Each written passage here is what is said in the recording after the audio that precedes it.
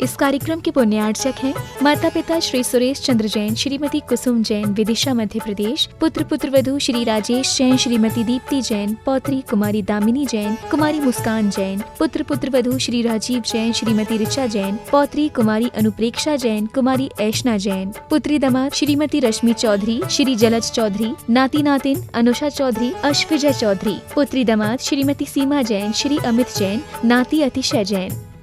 सर्व मंगल मांगल्यम सर्व कल्याण कारकम प्रधानम सर्वधर्माणाम जैनम जयतु शासनम पंच परमेष्टि भगवान की जय। आचार्य श्री गुरुवर कुंद कुंद महाराज की जय। आचार्य श्री गुरुवर विद्यासागर जी महाराज की जय। परम पूज्य निर्यापक श्रोमणी श्री सुधा सागर जी महाराज की जय। परम पूज्य महासागर जी महाराज की जय। शांतिधारा दिवस जयवंतु, शांतिधारा दिवस जयवंतु। नमस्कार। प्रत्येक व्यक्ति के मन में एक जिज्ञासा होती है और उसका समाधान भी ढूंढता है कि मेरे जीवन में अनिष्ट का संयोग न हो, इष्ट का संयोग हो, दुख ना आए, सुख मिले, इच्छाओं की पूर्ति हो। बहुत सारे ऐसे कुछ यक्ष प्रश्न हैं जो अनादिकाल से हर व्यक्ति के मन में उठते हैं। उन्हीं प्रश्नों को समाधान करने के लिए धर्म की उत्पत्ति हुई, भगवान की उत्पत्ति हुई। उन्हीं प्रश्नों के समाधान के लिए कुंद कुंद भगवान अपना इंटरव्यू ले रहे हैं। उन्हीं के समाधान के लिए गुरुओं की जरूरत पड़ती है। उन्हीं के समाधान के लिए जिंदगी में गार्जियन की, गाइड की जरूरत पड़ती है। 2-3 से टिप्स दे दूंगा तुम्हें। अनिष्ट का संयोग ना हो मेरे जीवन में, ये तो सभी चाहते। पहले मैं लिस्ट बनवाना चाहता हूं कि आपका अनिष्ट क्या है, और अनिष्ट की लिस्ट है जिसके आने पर, जिसके प्राप्त करने पर तुम्हें कष्ट होता हो, परेशानी होती हो, जिस कार्य करने को मजबूरी होती हो, उत्साह ना हो, करना पड़ रहा है, वे सब अनिष्ट की कोटि में डाल दो। जिसके करने के बाद एक अपने आप में मजबूरी में करना पड़े, ये सब अनिष्ट की कोटि में आते हैं। जो नहीं करना पड़े वो भी अनिष्ट तो है ही, लेकिन जो करना पड़े मजबूरी में, मन नहीं है करने का लेकिन कर रहे हो, भय के कारण, लोभ के कारण, लाज के कारण, लोक लाज के कारण, ये सब अनिष्ट की कोटि में जाएंगे। क्योंकि अनिष्टता बाहर से नहीं है, अंदर से है। एक मजदूर मजदूरी करता है लेकिन वो करना नहीं चाहता, करना पड़ता है, वो अनिष्ट है। एक नौकर नौकरी करता है, करना नहीं चाहता, मजबूरी है, अनिष्ट है। जितने जितने कार्यों में तुम्हारा मन नहीं लगता हो लेकिन करते हो, उन सबको अनिष्ट की लिस्ट में डाल दो। मैं अभी सब उनसे तुम्हें बचा दूंगा, पहले सब डालो। किन किन कार्यों में तुम्हारा मन है, किन किन कार्यों, अच्छे कार्यों की बात कर रहा हूं, जिन जिन कार्यों में तुम्हारा मन नहीं लगता। परिवार में रहने में तुम्हारा मन नहीं लगता, परिवार अनिष्ट में ले लो। तुम अलग होना चाहते हो, माँ बाप के पास तुम्हें रहना अच्छा नहीं लगता, तुम अलग होना चाहते हो, माँ बाप अनिष्ट है, डाल देना। अनिष्ट की लिस्ट बेईमानी से मत बनाना। बेईमानी से बनाओगे तो फिर बाद में जो फाइल पास हो जाएगी, फिर बाद में मत कहना साहब ये तो रह गया, तो तुमने अनिष्ट में लिखा ही नहीं था। बोले हमने इसलिए नहीं लिखा कि पापा को पता चल जाएगा कि मुझे अनिष्ट मानता है। महाराज जी आपसे कह रहा हूं, पापा से मत कहना कि मम्मी पापा मुझे अनिष्ट हैं, इसलिए मैंने रिश्तेमंद लिखा। यहाँ नहीं चलेगा, 2 नंबर का काम यहाँ होता नहीं, 1 नंबर का काम होता है। चाहे पापा को पता चले, चाहे भगवान को पता चले, अंदर चेतना से लिखो, तुम माँ बाप से अलग होना चाहते हो? हाँ। यदि प्लस में है हाँ, पत्नी से पूछ लो हाँ, तो माँ बाप को अनिष्ट में डाल देना। माँ बाप मेरी जिंदगी में अनिष्ट है। भाई से अलग होना चाहते हो, अनिष्ट में डाल दो।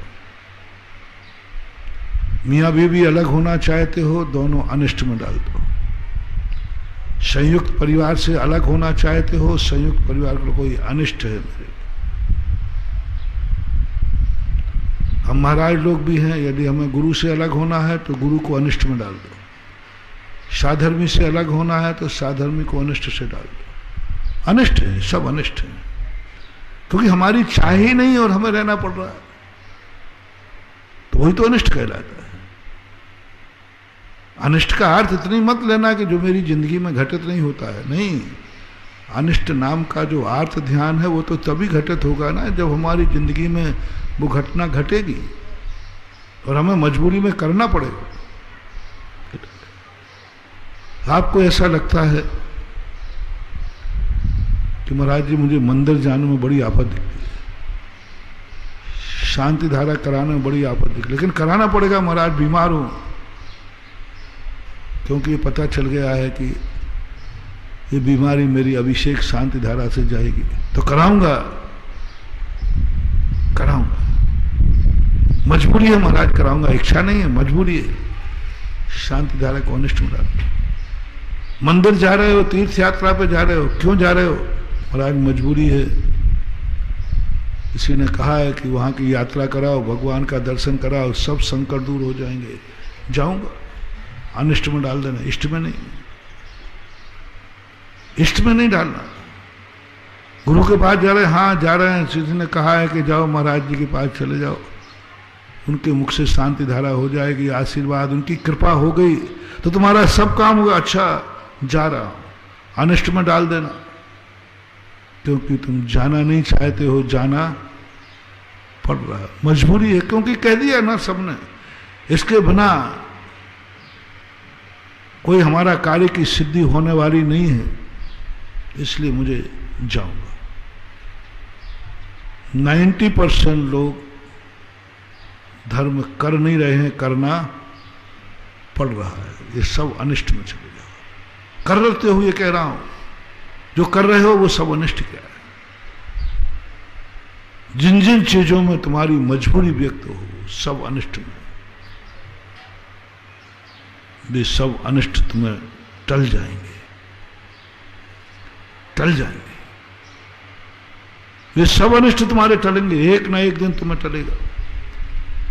जो जो अच्छे कार्य दुनिया ने कहे हैं, जो जो अच्छे संबंध नीतिकारों ने कहे, जो जो हमारे जिले जीवन में उपकारी हैं, यदि उनके प्रति हमारी अरुचि भाव, जुगुप्सा भाव आ गया तो वे अनिष्ट माने जाएंगे।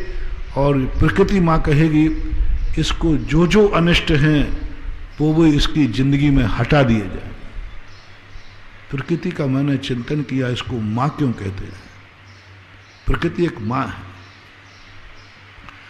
माँ का सबसे पहला काम है बेटे को जो पसंद नहीं उस चीज को बेटे की जिंदगी में लाना नहीं, बेटे के अनिष्ट को हटाना है। प्रकृति भी करे, बोले जो जो कार्य इसको मजबूरी में करना पड़े वे सब कार्य इसकी जिंदगी से हटा दो।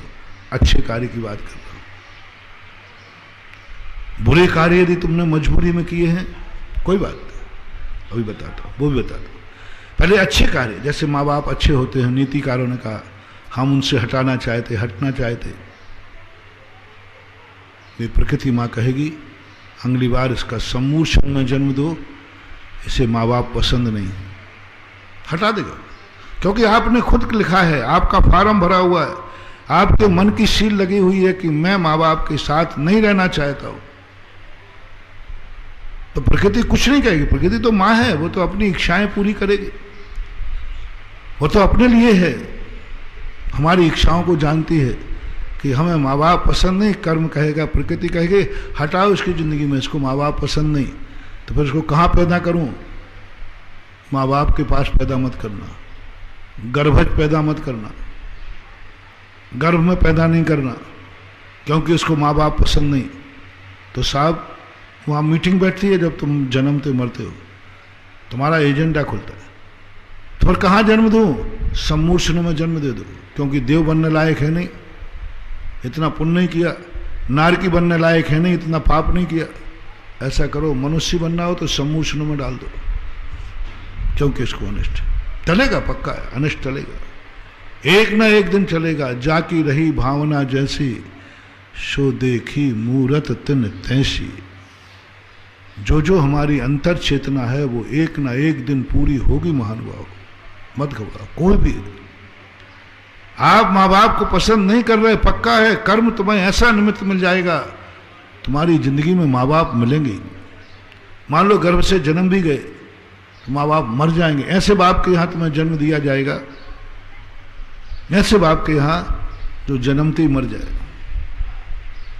माँ मरने के बाद तुम्हें पेट से निकाला जाएगा, क्योंकि तुम्हें माँ बाप पसंद नहीं। कर्म कहता है जो पसंद नहीं उसको मिलना नहीं, मिलना नहीं। ऐसे आप जो भी कह रहे, आप धर्म मजबूरी में कर रहे हैं, आपका धर्म हट जाएगा बहुत जल्दी हट।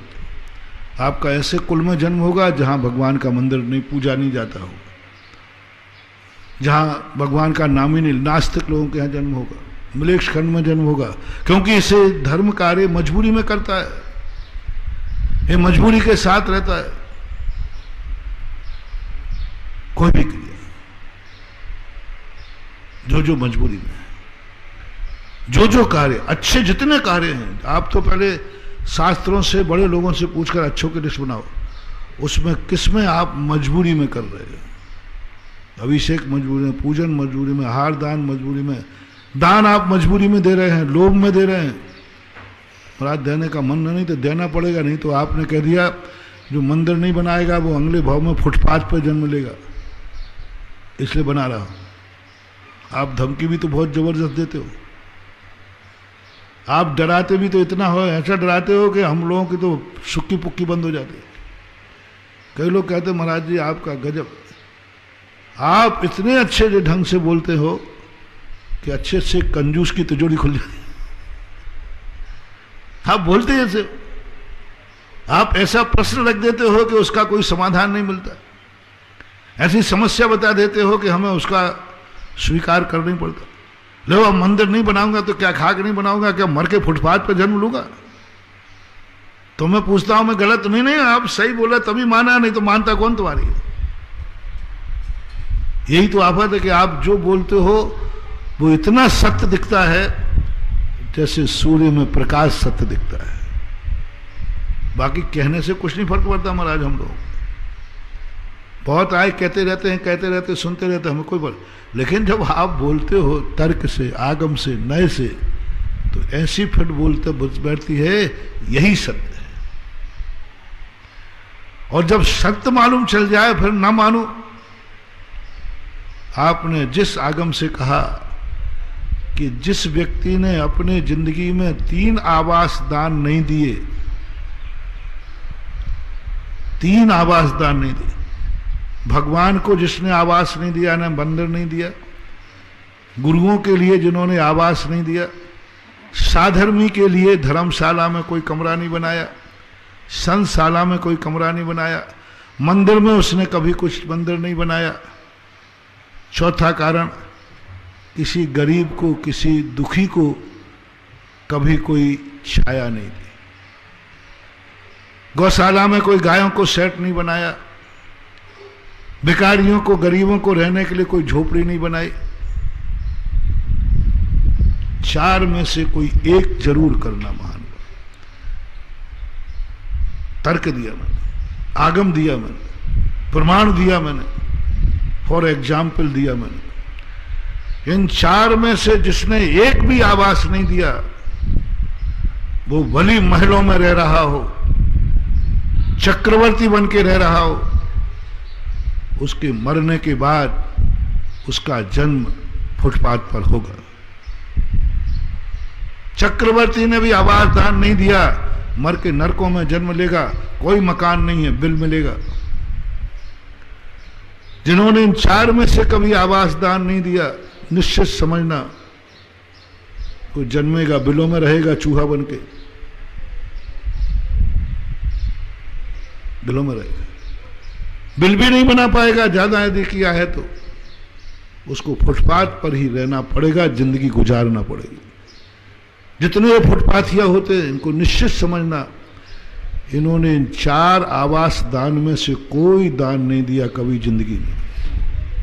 महल थे, चक्रवर्ती थे, सब कुछ था। मैं अपने भक्तों से कहना चाहूंगा, जो मेरी बात को पूर्णतः सत्य मानते हो, महाराज यही तो आफत है कि सत्य मानते हैं सो मानना पड़ता है, यही तो परेशानी। मान के तो गलती की है मैंने आपको, और पूरा सत्य दिख रहा है। मैंने पूरा 1 घंटे का प्रवचन दिया था, पूरा सत्य दिख रहा है कि बनेंगे, बने हैं, प्रमाण है। और अभी भी कह रहा हूं, मेरी बात मान लेना, मरने के पहले कोई एक आवास दान जरूर दे के मरना। न कोई जरूर नहीं कि तुम 10 करोड़ का मंदिर ही बनाओ, मंदिर में से कुछ थोड़ा सा काम, थोड़ा सा आवास दान, उसमें 1 ईंट ही लगा देना। कहीं ना कहीं एक साधु के गुरुओं के लिए, कहीं भी दुनिया गुरुओं के लिए एक कमरा, एक संतशाला, एक कुटी जरूर बनाना। इतनी शक्ति नहीं हो तो हर व्यक्ति को नियम लेना है।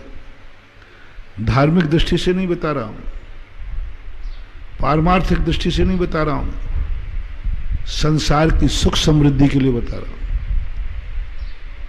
धर्मशाला में एक कमरा बना के जरूर मरना, कहीं भी तुम्हारी जहां मर्जी पड़े, धर्मशाला साधर्मी के लिए एक कमरा जरूर बनाना ही है, मस्ट एंड मस्ट। नियम लेके मरना। जो दुनिया में जन्म ले लिखे हैं उन सबसे मेरा कहना है, आज ही कायोत्सर्ग कर लो।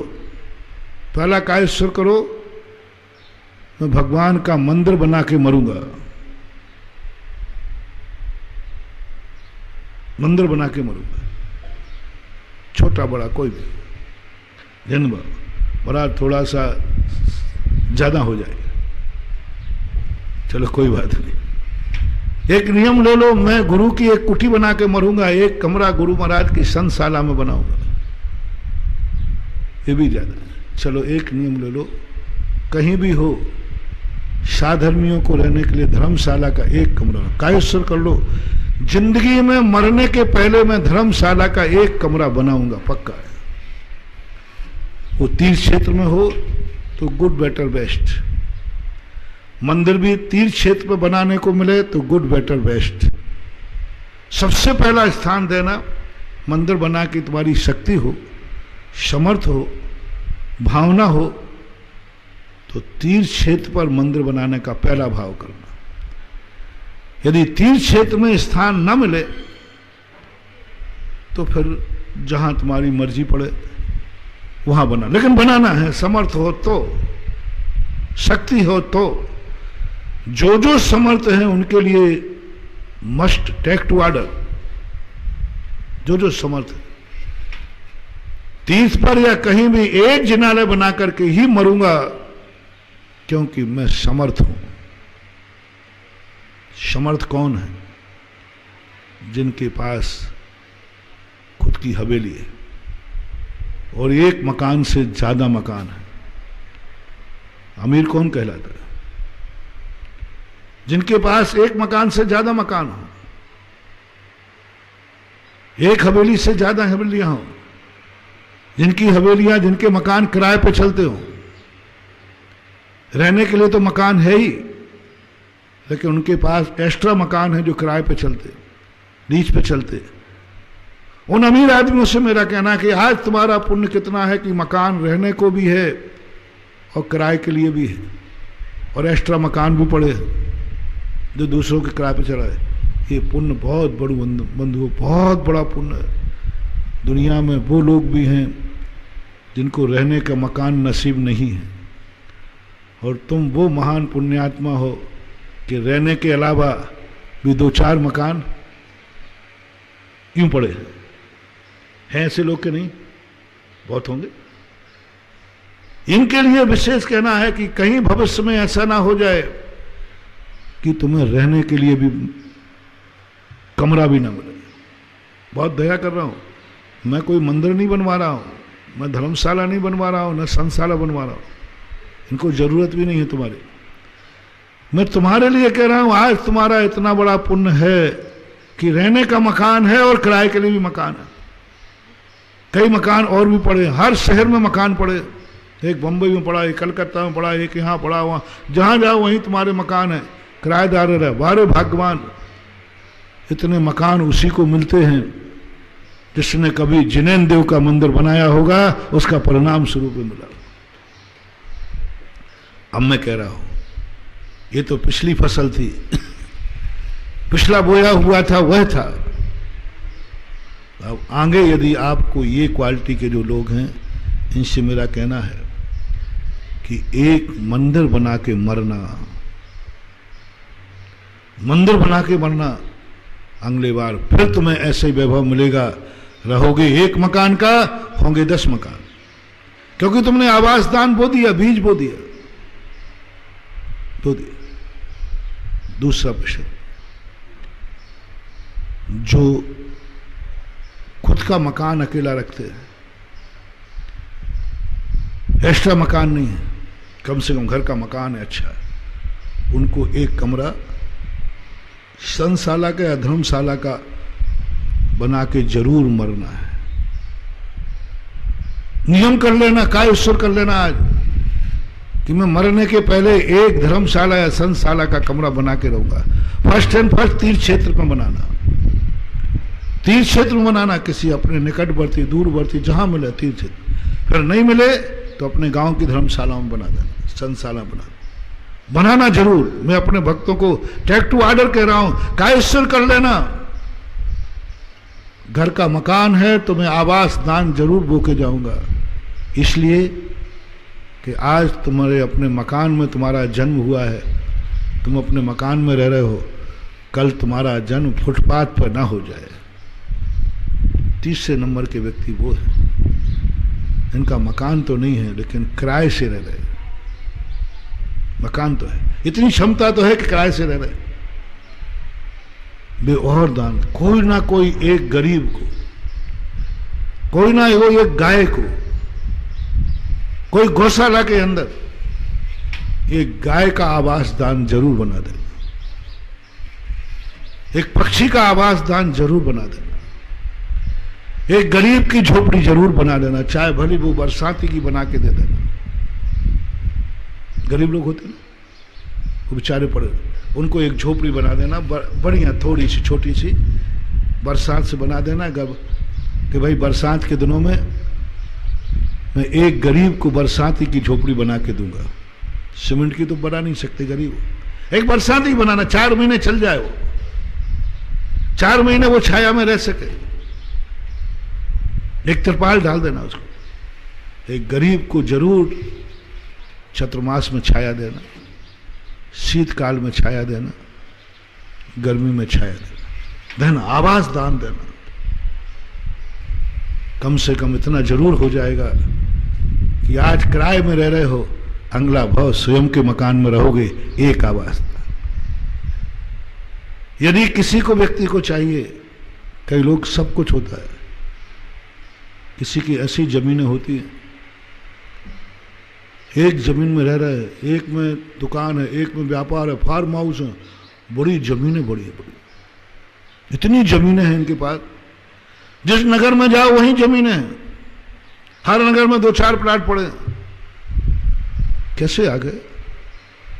एक व्यक्ति तो वो है जिसे 2 गज की जगह भी रहने को नहीं है। दुनिया में ऐसे कितने लोग हैं जिनके पास रहने के लिए 2 गज की जगह भी सरकारी जगह पे रहते, पुल के नीचे रहते, फुटपाथों पर पड़े रहते। थोड़ा एक बार जरूर देख के आना महानुभाव। देख के क्या आना, तुम तो देखते ही हो। पुल के नीचे पड़े रहते, जहां थोड़ी जगह मिली वहीं पर पड़े रहते। सरकारी जगह है, किसी की जगह आती, सरकार लोग मास्टर प्लान है उनको उठा के भगाती है। हाँ, क्या उनकी जिंदगी है? चलो उठाओ उनको, भगाओ। सबसे ज्यादा खदेड़ते उन्हें, क्योंकि वो सरकारी जगह बैठे, किसी के प्लाट में जाकर के बैठ जाते। अच्छी जिंदगी नहीं महानुभाव, अच्छी जिंदगी। किसका अभिशाप है? किसका अभिशाप है कि आपके पास जमीन जायदाद थी, लेकिन कभी आपने किसी को जमीन दान में नहीं दी। तो ए नंबर के क्वालिटी के लोगों को बता रहा हूं, जो एक नंबर के क्वालिटी, एक से अधिक जमीन उनके पास है। उनके जिस मकान जमीन बना है उसके अलावा भी 2-4 प्लाट पड़े हैं। मैं जमीन मकान वाले को नहीं कह रहा हूं, जिसमें तुम्हारा मकान बना है, तुम्हारा दुकान बना है, तुम्हारी फैक्ट्री बनी है, उसको नहीं ले रहा हूं। उसके अलावा भी तुम्हारी जिंदगी में यदि कहीं 2-4 बीघा जमीन पड़ी हो, कोई एक आध प्लाट पड़ा हो एक्स्ट्रा में, एक्स्ट्रा प्लाट पड़ा, और जिनके सारे शहरों में जहां देखो वहीं, कई लोग सेठ लोग हमने ऐसे देखे, जहां देखो वही सेठ की जमीन, जो देखो वही सेठ की जमीन। केकड़ी जाओ, जहां देखो वहीं कटारियों की जमीन पड़ी है। केकड़ी में जहां देखो बोलवा, ये फलाने कटारिया की, ये फलाने कटारिया। अरे मैंने की पूरी केकड़ी कटारियों की है क्या? है ना? बहुत सारी पड़ी। इसी प्रकार बड़े बड़े शहरों में जाओ, जहां देखो वहीं जमीनें उनकी पड़ी। बड़े भाग्यवान है। ऐसा उनका सौभाग्य क्यों मिला कि नगर में जो व्यक्ति जहां कदम रखता है वही जमीन उनकी होती है। विहाय सागर वारी वास संवधु में विभाम वसुधाम सद। क्या बात है मानो, क्या है पुण्य महानुभाव। इन लोगों से मेरा कहना है कि आप लोग कभी ना कोई, जब कहीं मंदिर बने, तीर्थ क्षेत्र बने, उसमें मंदिर जमीन जरूर दान देना, जरूर दान देना, इंतजार करना। क्योंकि पूर्व भाव में दिया था, आज तुम्हारे यहां इतनी जमीनें हैं कि एक्स्ट्रा पड़ी हुई है। ये तो पूर्व भाव की बोई हुई का था। कहीं अगले भाव में तुम्हारा ऐसा दुर्भाग्य ना आ जाए कि तुम्हें मकान बनाने को जमीन लेने लायक भी न रहो। आज पूरी जमीन तुम्हारी है, कल तुम एक कफन के लिए, मरने के लिए, जलाने के लिए जमीन को टैक्स देना पड़े, तुम्हें एक कदम रखने के लिए भी जमीन ना बचे तुम्हारे पास। मुझे कोई मंदिर को जमीन नहीं चाहिए, क्षेत्र को जमीन नहीं चाहिए, संसार तुम्हारा चिंता है मुझे। मैंने पहले ही कहा, मैं तुम्हारी चिंता करता हूं, भगवान की और धर्म की मुझे कोई चिंता नहीं है। वो तो अक्षय है, अनंत है, शाश्वत है, अविनाशी है। उनको इन सब चीजें ना भी मिले तो भी वह अमर है, उसमें परिवर्तन नहीं होता। वो तो टंकोत्कीर्ण है। पूज्यवर अमृतचंद सूरी महाराज ने कहा, वो तो टंकोत्कीर्ण है, एकदम टंकोत्कीर्ण है। परिवर्तनशील है तुम्हारा जीवन, पर्याय। कहीं ऐसा ना हो जाए कि आज इसकी जिंदगी में देखो क्या ठाठ थे, और आज एक प्लाट भी नहीं, एक जमीन को मकान बनाने को प्लाट नहीं, दुकान करने को प्लाट नहीं, सोने को प्लाट नहीं, सरकारी जमीन पर सो रहे हो, पुल के नीचे सो रहे हो। मानवा बहुत करुणा दया करके कह रहा हूं, ये नंबर के क्वालिटियों से जिनके पास एक्स्ट्रा प्लाट है, जहां भी कहीं तीर्थ क्षेत्र पर कभी तीर्थ क्षेत्र बने, इंतजार करें सारे ये नंबर के लोग। जहां भी कहीं तीर्थ क्षेत्र बने तो तीर्थ क्षेत्र की जमीन तुम्हें दान देना है, मंदिर मत बनाना। मंदिर में और जमीन में सबसे ज्यादा पुण्य किसमें है? पारमार्थिक पुण्य तो मूर्ति में है, मोक्ष जाना है। यदि संसार में अमीर बनना है, जमींदार बनना है, भूपालक बनना है, प्रजापति बनना है, भूपालक बनना है, तो मंदिर भली मत बनाना, लेकिन जमीन दान जरूर देना महानुभाव। जमीन दान सांसारिक दृष्टि बता रहा हूं, सांसारिक सुख समृद्धि की दृष्टि से प्रवचन दे रहा हूं आज। परमार्थ को थोड़ा मैंने गौण किया। संसार में तुम सुखी रहो। तो मेरा कहना है कि मंदिर बनाने से ज्यादा पहले जमीन की जाए, जमीन दान में देना। पहला नंबर, सारे क्षेत्रों पे घूमो। बड़े आदमी जब भी वंदना करने जावे वहां कमेटी से बात करें, इस क्षेत्र को किसी जमीन की जरूरत तो नहीं है। जो तुम्हारा प्रिय क्षेत्र हो, जिस क्षेत्र में तुम्हें दर्शन करना जाना हो, जो क्षेत्र सारी दुनिया मानती हो, जिस क्षेत्र में अतिशय क्षेत्र, सिद्ध क्षेत्र आदि जो भी हो, वहां सबसे पहले ये नंबर का व्यक्ति, मेरा भक्त, सबसे पहले पूछेगा कि यहां किसी के लिए, धर्मशाला के लिए, मंदिर के लिए, किसी कार्य के लिए जमीन की जरूरत नहीं है। यदि जमीन की जरूरत हो, महानुभाव चूकना मत, चूकना मत,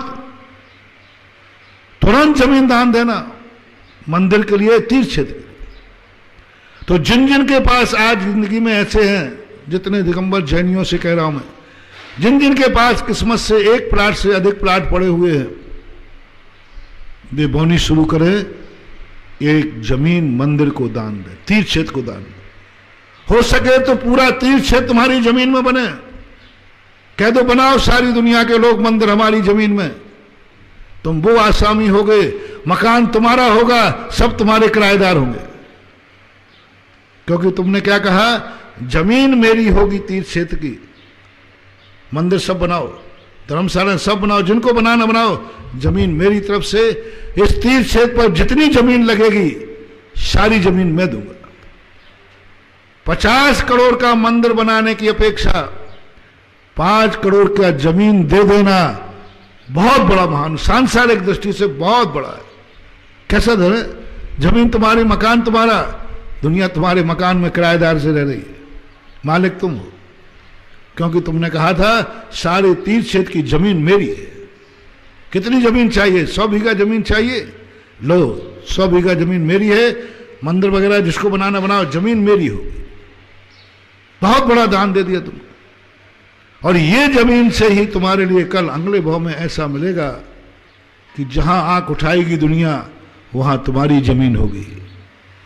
क्योंकि तुमने 44 और पारसनाथ में जब तीर्थ बन रहा था, तब तुमने जमीन की घोषणा की थी। ये जितने जमीन घोषणा कर रहे हैं ना, तीर्थ क्षेत्र बन रहा है, 44 और पारसनाथ का विकास हो रहा है, वहां कई लोगों ने जमीन दान दे दी। और मैं तो कह रहा हूं ऐसे श्रेष्ठी सामने आवे जो कहे, महाराज जी जितनी जमीन चाहिए हो मेरी तरफ से जमीन लीजिए, जमीन मेरी है, तीर्थ क्षेत्र सारे भक्त बनाएंगे, मैं तो जमीन दूंगा। बोल दिया उन्होंने जमींदार का पद, बोल दिया उसने भूमि पालक बन गया। अब उसको ऐसी जमीन मिलेगी कि जो व्यक्ति जहां महाराज कहे किसकी है, फलाने की है, फलाने की है, और उस समय कोई अवधि ज्ञान लगा के देखेगा, हो इसने 44 और पारसनाथ में जब तीर्थ बन रहा था तो इतने बीघा जमीन दान में दी थी प्रभु के लिए, भगवान के मंदिर के लिए। इसलिए हर बड़े आदमी को तीर्थ क्षेत्र बनाने के लिए जमीन दान देना, हर बड़े आदमी को कह रहा हूं, जिससे वो कल भी बड़ा बना रहे, हर व्यक्ति को देना है। मेरे भक्तों के लिए टेक टू ऑर्डर, यदि जमींदार बनना है तो। यदि तुम चाहते हो कि दुनिया जहां भी आंख उठाए, दुनिया चले तो हमारी जमीन पर चले, दुनिया बनाए मकान तो हमारी जमीन पर बनाए, कॉलोनी कटे तो हमारी जमीन पर कटे, मंदिर बने तो हमारी जमीन पर बने, मंदिर बनेगा तो हमारी जमीन पर बनेगा, तीर्थ क्षेत्र बनेगा तो हमारी जमीन पर बनेगा, ये भाव तुम कर लो तो चक्रवर्ती को, कैसे भरत चक्रवर्ती को बंद हुआ, बाहुबली को पसीना आ गया। क्यों बदंती है, लोक रूढ़ी है, सत्य नहीं है, लेकिन लोक रूढ़ी तो है। भरत चक्रवर्ती ने कभी भाव किया था कि सारी दुनिया में जिनेंद्र भगवान तेरा मंदिर बने तो मेरी जमीन पर बने, गुरु की संतशाला बने तो मेरी जमीन पर बने, धर्मशाला बने तो जमीन पर बने, अच्छे लोगों के लिए जो भी बने सब मेरे द्वारा बने, धर्म कार्य। ऐसा भाव किया था उसने। 6 खंड का अधिपति। अब बाहुबली को किसी ने कह दिया, बाहुबली कहाँ जाओगे, जहां भी कदम रखोगे वो भरत की भूमि है। क्या पुण्य था भरत का। बाहुबली ने अंगूठा पे खड़े हो गए, बोले अंगूठा भी तो भरत की भूमि पर है। भरत का क्या, बाहुबली को एक कदम रखने को स्थान नहीं मिल रहा। वहां कदम रख दे जहां भरत का राज्य ना हो, जो भरत की भूमि ना हो। भरत का पुण्य देखो क्या कमाया। मुनि महाराज भी चले तो तेरी भूमि पर चले, भगवान भी ध्यान करें तो तेरी भूमि पर करें, भगवान दीक्षा लेवें तो तेरी भूमि पर लें, भगवान केवल ज्ञान करें तो तेरी भूमि पर करें, भगवान मोक्ष जाए तो तेरी भूमि से जाएं, क्योंकि इस ढाई द्वीप में कोई दूसरा स्थान है ही नहीं। कहां जाओगे, कहां जाओगे? ऐसा भाव तो करो सही। भगवान भी मोक्ष जाए तो तेरी भूमि पर से जाए, गुरु महाराज चले तो तेरी भूमि से चले, दुनिया को गुजरे तो तेरी भूमि से गुजरे। और जो अन्न खाएंगे वो इसी भूमि का खाएंगे। महाराज की अंजलि में जाएगा तो मेरी भूमि का, कुआं खोदेगा तो मेरी भूमि में। ऐसा भाव करो, वही भाव की मैं बात कर रहा हूं। ऐसा करने के लिए तुम्हें भूमि दान देना पड़ेगा, और सबसे पहले तीर्थ क्षेत्र बनते हो तो वहां भूमि दान। यदि तीर्थ क्षेत्र में व्यवस्था ना हो तो फिर कहीं भी मंदिर बनता हो तो भैया कह देना कॉलोनी वालों आप मंदिर बना लेना, जमीन मेरे नाम से।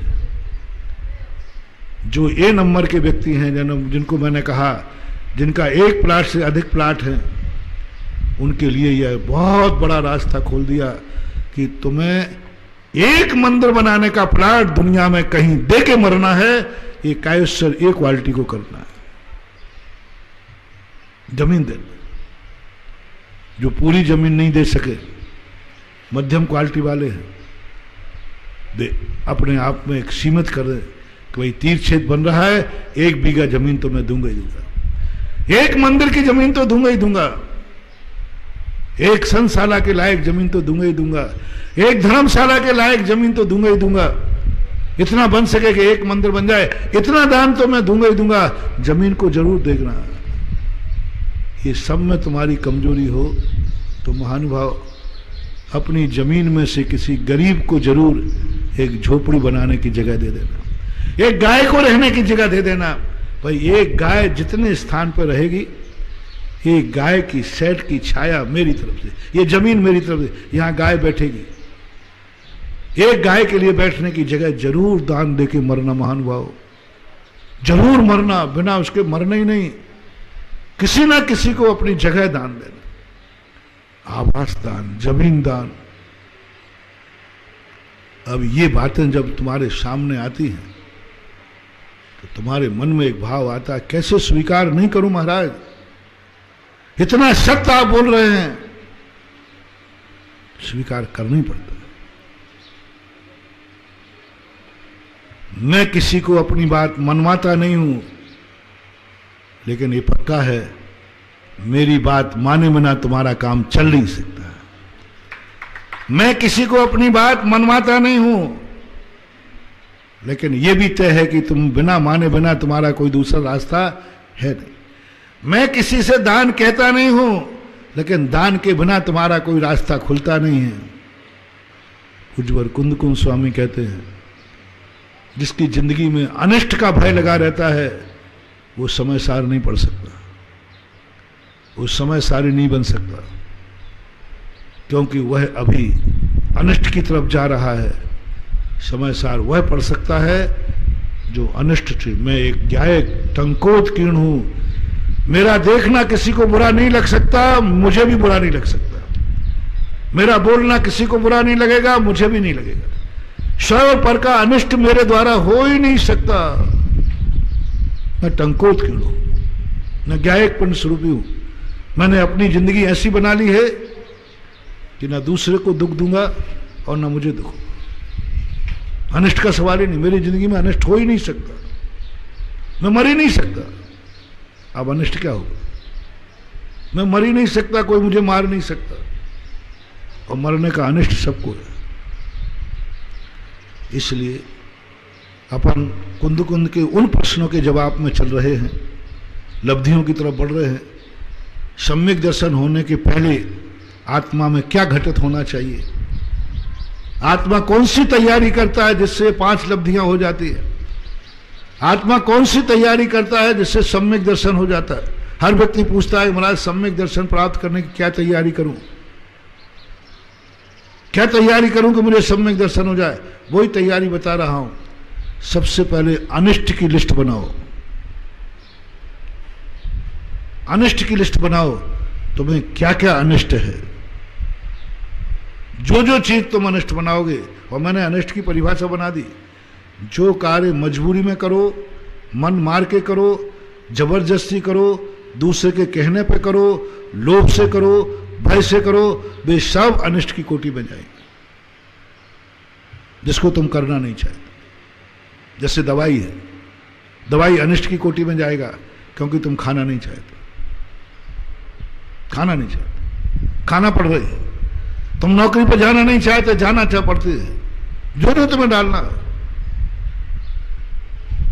अच्छी बातों के लिए भी और बुरी बातों को भी डाल दो। कौन कौन से बुरे कार्य तुम नहीं करना चाहते हो, जो जो तुम्हारी लिस्ट आएगी। अच्छे कार्यों की मैंने बता दी, अब बुरे कार्यों में पूछना हो, क्या क्या बुरे कार्य हैं जो तुम्हें नहीं चाहिए। बुरे कार्य भी तुम करना पड़ते हैं। आप गृहस्थ, जिंदगी में तुम्हें ऐसे गंदे कार्य करना पड़ते हैं जो तुम करना नहीं चाहते। तुम लोग गृहस्थ, ऐसे लोगों के तुम्हें बोलना पड़ता है जिससे तुम बोलना नहीं चाहते। गृहस्थ, ऐसे लोगों से तुम्हारे लिए संगति में आते हैं, ऐसे लोगों का सहयोग करना चाहता है, तुम गृहस्थ हो। ऐसे गुंडे आ जाते हैं जो पैसा मांगते हैं, देना पड़ता है, देना पड़ता है। बंदूक लगा देंगे, तुम्हारी जिंदगी बर्बाद कर देंगे, तुम्हें उनके सामने समर्पण करना पड़ता है। कोई चिंता मत करो, आपको लिस्ट मात बनाना है। हमें संसार के ये कार्य अनिष्टकारी है, अब सब लिखना है पूरा, अनिष्टकारी क्या क्या है, संसार में क्या क्या तुम्हारे लिए बुरे हैं, जो तुम लिख दोगे सब पास करवाऊंगा मैं, सारे पास कराऊंगा। वो जिंदगी में तुम्हारे पास नहीं आने दूंगा। मेरे पास एक कला है, एक मंत्र है, बस लिस्ट बनाना तुम्हें क्या क्या नहीं। ये संसार तुम्हें इष्ट है कि अनिष्ट है, लिख देना। संसार में जो कुछ विषय कसाए हैं, इष्ट है कि अनिष्ट है, लिख देना। मोह माया जाल जो तुम्हारे लिए इष्ट है कि अनिष्ट है, पंचेंद्रियों के विषय तुम्हारे लिए इष्ट है कि अनिष्ट है, लिख दो, सब लिख दो, डरो मत। इष्ट हो तो मत लिखना। 5 इंद्रियों के विषय कसाए तुम भोगते हो, ये तुम्हें अच्छे लगते या बुरे लगते हैं, मजबूरी में भोगते हो या शौक से भोगते हो, मस्ती से भोगते हो, लिख देना। मजबूरी में भोगते हो तो अनिष्ट में लिख देना, मन मार के भोगते हो अनिष्ट में लिख देना, मन नहीं करता है लेकिन भोगना पड़ता है अनिष्ट में लिख देना, दूसरे के दबाव में भोगना पड़ता है अनिष्ट में लिख देना, लोभ में भोगना पड़ता है अनिष्ट में लिख देना, भय के कारण भोगना पड़ता है अनिष्ट में लिख देना। जो भी तुम्हारे पंचेंद्रियों के विषय हो, ईमानदारी बरतना बस। और यदि तुम्हें अच्छे लगते हो तो मत लिखना, महाराज मुझे पंचेंद्रियों के विषय भोग बहुत अच्छे लगते हैं, इष्ट में लिख देना। आज मैंने अनिष्ट की लिस्ट आपसे बनाई है, समय की स्थिति आपकी सीमा होती है। अनिष्ट की लिस्ट बनाओ पहले, सबसे पहले। उसमें तुम्हारे धार्मिक कार्य भी आएंगे, संसार के कार्य। ईमानदारी से बनाना, बेईमानी मत करना मत। तुम्हारी काफी सर्वज्ञ भगवान जांचेगा, पहले तो गुरु जांचेगा। गुरु 50% अंतर्यामी होता है, झूठ मत लिखना। भगवान 100% सर्वज्ञ होता है, वो सब जान लेगा। यदि एक बार झूठ सिद्ध हो गया तो 100 बार सत्य बोलोगे तो भी तुम्हारे स्वीकार नहीं किया जाएगा। इसलिए क्या क्या चीज है, निर्णय हो जाएगा, फैसला हो जाएगा। जो जो अनिष्ट चीज है वो तुम्हें नहीं मिलेगी। दूसरी लिस्ट बनाना, उसमें इष्ट क्या क्या अच्छा लगता है, क्या अच्छा लगता है। परिवार अच्छा लगता है, मकान अच्छा लगता है, सोना चांदी अच्छा लगता है, पंचेंद्रियों के विषय भोगना अच्छा लगता है, खाना पीना अच्छा लगता है। खाने पीने में तुम्हें जो अच्छा लगता है उसको वेरी वेरी IMP कर देना। कपड़े अच्छे लगते हैं, परिवार अच्छा लगता है, गार्डन अच्छा लगता है, घूमना अच्छा लगता है, अमेरिका अच्छा लगता है, स्वर्गों के सुख अच्छे लगते हैं, विमान अच्छा लगता है। जो तुम्हें अच्छा लगता हो, जो तुम्हारी इच्छाएं हो, आज शांतिनाथ भगवान का मोक्ष कल्याणक है, आज किमिक्षिक वरदान तुम्हें दिया जा रहा है। लिस्ट में जो जो तुम्हें चाहिए है, जो जो तुम्हें अच्छा लगता हो, वह तुम्हें एक बार लिस्ट बनाना है। गाड़ी घोड़ा जो तुम्हें अच्छा लगता है, किसी को गाली देना अच्छा लगता हो तो बनाना, मर्डर करना अच्छा लगता हो तो लिख देना, चोरी करना अच्छा लगता हो तो लिखना, शराब पीना अच्छा लगता है तो लिखना, जुआ खेलना अच्छा लगता हो तो लिखना, गुटखा खाना अच्छा लगता हो तो लिखना। जो तुम्हें लगे, मैं कोई भी गाइडलाइन नहीं कर रहा हूं, बस तुमसे इष्ट और अनिष्ट की लिस्ट मांग रहा हूं। कितने कार्य तुम संसार में शौक से करना चाहते हो और कितने कार्य तुम मजबूरी में करना पड़ता है, बस ये डिवाइडेशन करना है। और ये डिवाइडेशन यदि तुमने कर लिया तो आपको मैं घोषणा करूंगा कि आपका नंबर कुंद कुंद के पास आएगा या नहीं, आप इस इंटरव्यू में पास होंगे या नहीं, आप समय सार पढ़ने के लिए ठीक हैं कि नहीं, आपको समय सार फायदेमंद होगा या बर्बादी होगी, समय सार से आपको लाभ होगा या समय बेकार होगा, बर्बादी होगी। क्यों समय सार पढ़ के अपनी जिंदगी बर्बाद करते हो? क्योंकि उसमें आपको करना है महानुभाव। आज प्रवचन के प्रारंभ में जो मैंने बात कही, आपको अपनी जिंदगी में इष्ट और अनिष्ट का चयन करना है, तुम्हें करना है। गुरु से मत कराना, माँ बाप से मत कराना, भगवान से मत कराना, जिनवानी से मत कराना। छाती पे हाथ रख के अपनी आत्मा से पूछो, तुम्हें क्या अच्छा लगता है, क्या बुरा लगता है। करो, चिंता मत करो, चिंता मत करो, निर्विकल्प हो जाना, ईमानदार होना, तहे दिल से लिखना, लिख देना, कोई चिंता, घबराओ मत, अंदर से लिखना मुझे क्या क्या अच्छा लगता है। कुछ भी संकोच करने की जरूरत नहीं है, संकोच नहीं करना। गुरु से भगवान के सामने जो संकोच करेगा कुछ नहीं पा पाएगा। गुरु भगवान के सामने संकोच करके निर्णय करो, फैसला करो, जिंदगी की लिस्ट बनाओ। आज का होमवर्क 24 घंटे के लिए आपको इष्ट और अनिष्ट की लिस्ट बनाना है।